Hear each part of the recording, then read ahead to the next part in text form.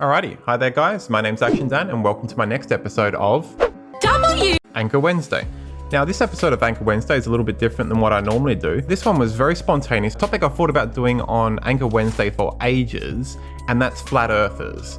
This short documentary that someone else has put together, it's their hard work, not mine. I'm not going to take credit for it. I could relate to it so much. The people were saying the exact same things of what I've been thinking about for ages when thinking about doing a video about flat earthers. I just related to it so much I thought, well, it's their work, but I'm going to put this video on and I'm just going to record myself gasbagging live and continuously pausing it and having a quick chat from my own perspective as an average Joe. I don't think I'm a scientist of any kind. I just thought it would be interesting for you guys to watch and relate to. I'd be very happy if people post comments at the end of this video and tell me, what do you think? Like, can you relate to these things yourself? Are they all pretty much mentally insane and blind? I've never bumped into a flat earther in Australia at all, not once. We'll get straight into this documentary they made. Flat earthers challenging scientists who thinks they're gonna win. Let's get straight into it.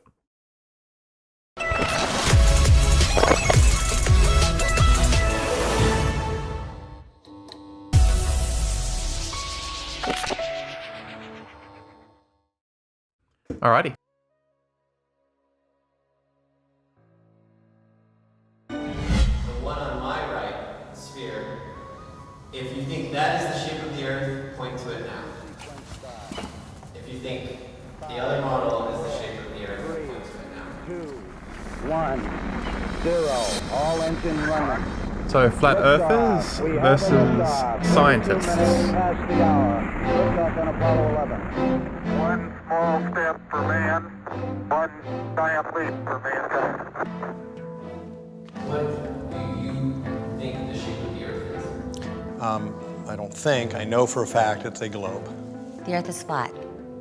It's like we have this picture of reality that's a big puzzle piece, and then one of those pieces just wasn't fitting. The first thing I'll just say is I'm not the sort that just loves exposing flat earthers and say they're complete idiots. I actually enjoy the whole idea of people having different opinions and wanting to know facts for themselves. I was put into a Christian school when I was in my final year of primary school, and I was put into a Christian college. I did become Christian for a while, and I did believe in a God for a while, and I enjoyed parts of it and them teaching you to be nice and respectful to people, stuff like that in very, very short.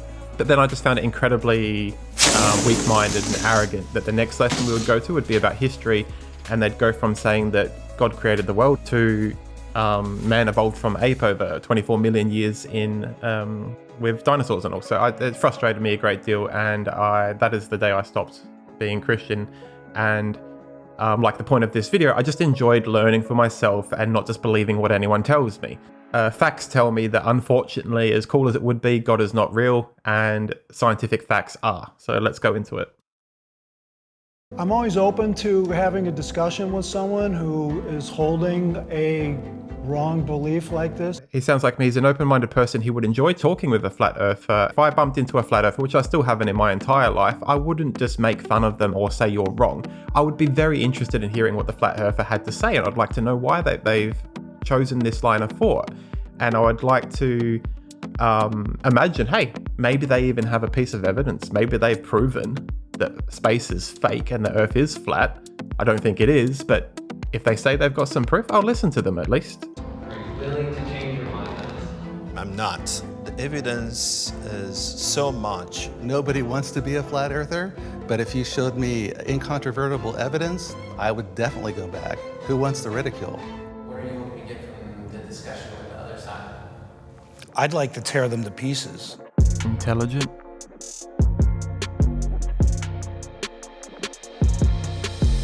I don't think there's anything wrong with being Christian, even though I'm not, or believing in a flat earth. I just think it's arrogant if there's something very simple and easy to understand that can be factually proven as real, and that Christian person or the flat earth person, or I won't say Christian, I'll just say religious person from now on, is just not willing to listen to it, and they will not believe a recorded fact in human history. That's what I hate. I'm Jim Underdown, Executive Director of the Center for Inquiry West in Los Angeles and the chair of the CFI Investigations Group. I'm Spencer Marks, one of the senior members of the CFI Investigations Group, Science Advocate. I am Marina Yeri. I'm a theoretical physicist, and I'm with the University of Irvine. I am Wendell Walton. I'm a Chief Learning Officer for a young startup I'm Shelley Lewis. Okay, so let's see how predictable this is. They're all sounding very intelligent, high levels of study so far, but now that we're going on the other side of this yellow line down the middle of the screen, let's see if we start hearing things more like, I'm a spiritual doctor. Graduate of West Point, critical thinker, and jumped out of airplanes.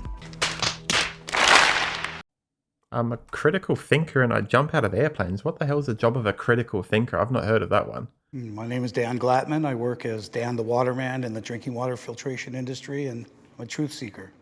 I get my flat earthers on the left and my globe earthers on the right.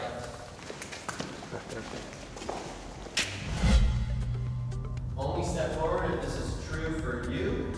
I believe the earth was created by I believe the earth was created by a high power like a god. Well, that's good. I'm happy they have some form of differences instead of every single one of them walking over and scientists saying, I don't believe in God, and all the flat earthers saying, I believe in God. I like it that just at least one of the flat earthers didn't walk over. That way it displays individuality, which is what I like and what I have respect for, individuality. It's not some fancy story. That's a simile. It is like. Right, absolutely. And in Isaiah talks about too, and I'm a Christian, he who sits upon the circle of the earth. There's a difference between a circle and a ball. Well, exactly. Yeah. If you look at the original Hebrew, it means disc. There's over 200 scriptures in the Bible that point to a flat earth.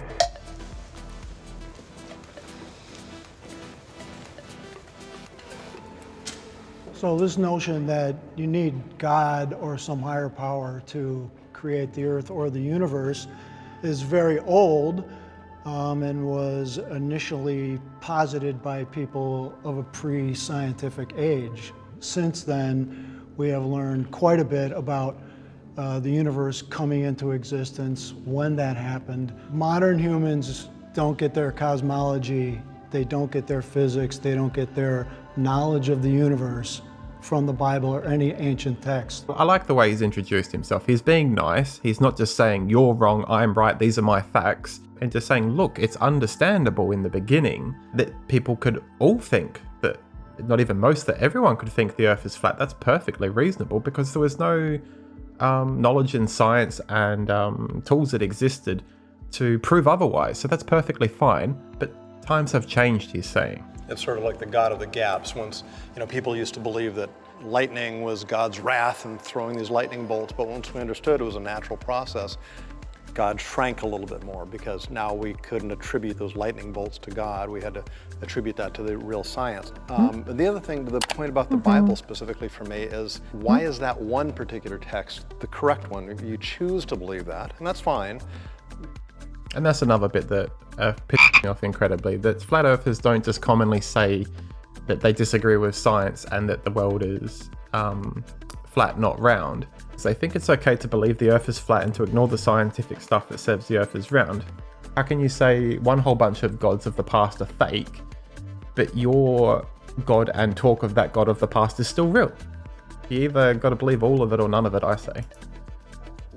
You don't just get to pick your favorite parts of the Bible. Why weren't they correct? Why is just the Bible correct? Well, what you'll find in a lot of these ancient religions is they're all flat earth religions. All their cosmology goes back to being a flat earth with an enclosed system. So it's not just the Bible that teaches this. It's many different religious books. So one problem I have is to trying to explain phenomena happen in nature by holy books. Those are religious books. Those are not books of science. And it is wrong to infer or deduct scientific readings out of those books. My name is Wendell. I am a logical, biblically based, and scientific flat earther. There is no such thing as a biblically based scientist. A scientist of any kind is meant to be a person that knows established facts about something. And nearly nothing about the Bible has ever been scientifically proven as real. I didn't start out, and no one starts out as a flat earther, but I had a lot of questions. So I actually got to the point where I had to go out and put my own eyeballs on it. So we went out to an observation at Salton Sea, and things just didn't add up down there. So we've gone back. All right, stop. Okay, this is one of my favorite bits. I saw my first Flat Earther video by an awesome guy on YouTube. His name is Simon Dan. I might decide to put a link up here in the corner. I don't think he really needs any publicity. I'm the little guy. He's already got a tremendous YouTube channel growing by thousands of viewers every day. He's up to nearly 500,000 subscribers. Excellent work, Simon Dan. I was one of his first 4,000 subscribers, something like 3.5, maybe 4 years ago now. It's hard to even remember. He's done amazing work. Good on you, Simon Dan. Please hang around here and watch my video, will you? What I was going to say is, watching this Simon Dan's videos from several years ago, one of the very first things that come up that was a piece of cake to prove to myself, which I never ever thought of before. Oh, is the world flat or round? Well, of course I think it's round. I've never questioned that. But have I ever proven to myself that the world is round? And I thought, well, no, I never really needed to, but maybe I should try it. So I took one of the ideas from Simon Dan's videos, which was an easy one, just going out to a beach or something like that. I think I was on a kayak. I got in my kayak and I looked at the gigantic cargo ship that was in the port, and I looked at its level of the water on the vessel and took a photograph of it. Well, that's the end of part 1 of my video. This is a very interesting point in the video where I think I'll pause it and we'll continue on with it next week. Next week, I'll continue showing this animation that I put together, displaying how the ship slowly disappears down into Earth with the natural curvature of the planet. Hope you're enjoying my video so far. If you are, just click on the part 2 link at the end of this video. Bye. Action Dan, the greatest hero of them all.